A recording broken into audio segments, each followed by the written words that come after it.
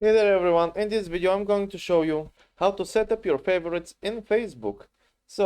It's a new feature added to the platform, so you can view your most recent or favorite pages. So just open up Facebook,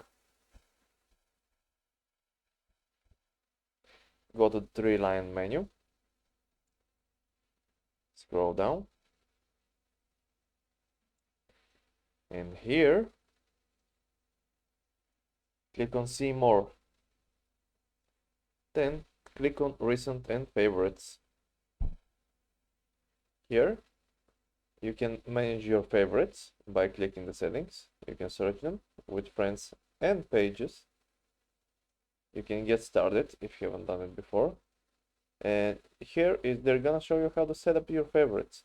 So here you can just search your friends, and here you can search your pages. Basically, where were we in a minute? So for example,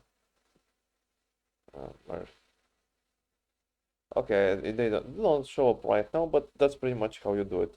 You just get in there, set up them, click the your favorite, and that's pretty much it.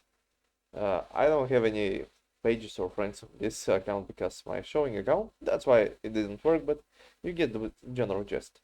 So I hope this helped. If it did, like and subscribe, and see you next time.